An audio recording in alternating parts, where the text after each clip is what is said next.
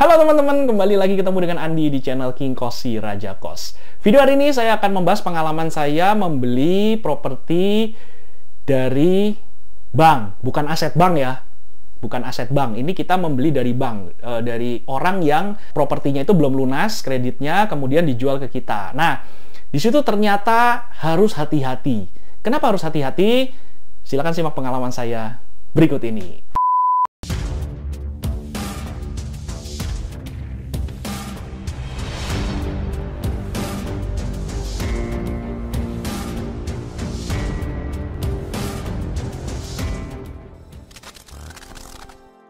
Nah, banyak yang bilang ya teman-teman, kalau kita beli properti dari bank, entah itu properti lelang, properti kredit macet, atau properti yang udah batuk-batuk kreditnya, atau memang orang itu memang berniat untuk menjual, itu kan banyak yang bilang, beli di bank itu aman, karena sertifikat semua sudah dicek, di cross-check berkali-kali oleh si banknya gitu ya, jadi pasti aman lah surat-suratnya. Nah, waktu itu saya juga berpikiran seperti itu gitu ya.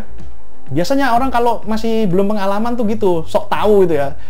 Dapat informasi begini, kita percaya 100% gitu. Nah, ternyata dulu waktu saya kejadian sekali ini, akhirnya saya matanya terbuka gitu loh. Meskipun properti tersebut dari bank, tapi ternyata tetap kita harus hati-hati dan kita tetap harus melakukan step-step pemeriksaan legalitas ya. Jadi nanti untuk di video berikutnya saya akan coba bahas video mengenai apa sih yang harus dicek sebelum kita melakukan pembelian properti gitu, supaya kita tidak tertipu dan kita tidak mengalami kerugian gitu.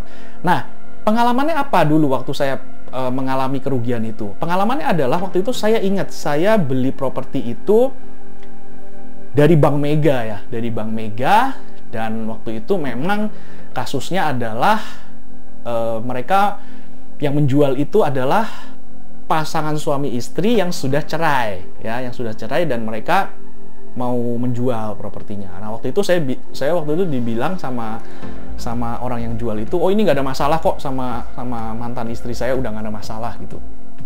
Udah, saya percaya aja ya, saya percaya aja. Dan waktu itu juga dari bank kan, ada sertifikat ada di bank itu. Nah, waktu itu saya nggak ngecek dulu. Harusnya kalau teman-teman mau beli properti itu harus cek dulu, sertifikatnya itu harus dicek dulu, suruh notaris, cek dong ke BPN sertifikatnya itu bersih apa enggak gitu. Apalagi kalau ada embel-embel kayak tadi misalnya mau bagi harta gono gini, atau mau misalnya turun waris segala macam, itu wajib hukumnya untuk dicek ya. Sebenarnya nggak itu doang sih, tapi semuanya wajib lah pokoknya ya. Istilahnya itu adalah suatu hal kewajiban yang harus kita lakukan sebelum kita bayar, sebelum kita kasih DP gitu ya. Nah, waktu itu kejadiannya apa? Kejadiannya waktu itu saya ingat adalah waktu saya kasih DP, terus mau janjian untuk pelunasan di bank, saya tuh nggak cek dulu ininya, sertifikatnya. Saya bilang, oh kalau sertifikat di bank nggak mungkin lah ada masalah gitu, karena udah dicek gitu kan. Nah, waktu itu dengan santainya saya bawa uang, saya transfer ke bank, terus saya tebus sertifikatnya. Nah, kan kalau sertifikat masih di bank itu kan kita harus tebus dulu, kita harus bayar lunas dulu ke banknya, kita ambil sertifikatnya, terus sertifikatnya baru taruh di notaris, terus nanti baru AJB, kita pelunasan ke si pemiliknya gitu. Nah, waktu itu udah proses pelunasan, sertifikat udah saya ambil, saya kasih ke notaris. Saya bilang, notaris, ini cekin ya ke BPN. Karena memang harus dicek ke BPN untuk dapat stempel itu, baru bisa AJB. Nah, waktu itu akhirnya sertifikatnya ternyata diblokir. Diblokirnya saya tanya, loh kenapa diblokirnya? Yang blokir siapa? Nah, ternyata yang blokir adalah mantan istrinya. Ternyata mereka waktu itu pisahnya nggak baik-baik ya, pisahnya itu meninggalkan suatu masalah di antara mereka gitu loh. Nah, akhirnya istrinya merasa, wah ini gue nggak boleh percaya sepenuhnya nih kepada si mantan suami nih. Ntar kalau dijual, duitnya kagak dikasih nih ke gue gitu. Padahal kan gue sebagai istri kan punya bagian harta gono gini gitu. Nah, akhirnya diblokirlah sertifikat tersebut di BPN itu diblokir. Nah, kalau teman-teman kan bingung ya, sertifikat diblokir ini dong, apa maksudnya nggak ada masalah dong, ya kan? Karena kan memang berhak gitu. Nah, tapi teman-teman, sertifikatnya itu bukan atas nama si suami, bukan atas nama si istri loh. Sertifikatnya itu adalah atas nama adiknya dari suami, dari mantan suaminya. Nah, ini kan di sini kan berarti kan ada sesuatu yang aneh gitu ya. Sekarang kalau gini, kalau sertifikat atas nama suaminya atau atas nama istrinya, mungkin si suami atau istri salah satu bisa memblokir, itu berhak. Oke ya, karena kasusnya adalah itu pembagian harta gono gini gitu.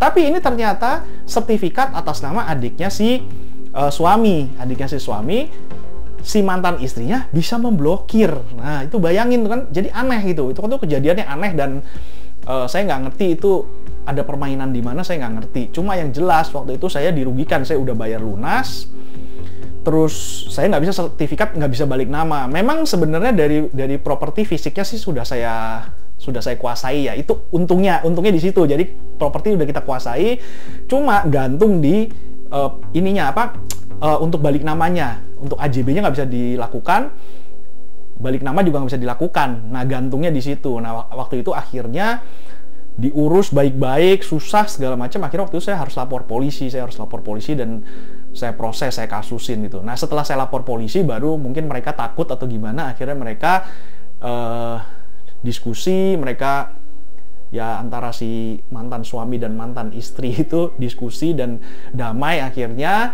Terus nanti terserah mereka bagi-baginya gimana, tapi setelah itu akhirnya ininya dibuka, blokirannya dibuka. Ya udah, setelah blokiran dibuka, aman, saya bisa balik nama untuk pembeliannya itu. Nah, teman-teman, di sini saya cerita untuk pengalaman ya, untuk pengalaman bahwa kalau beli properti yang pertama harus dicek adalah legalitas dari sertifikatnya.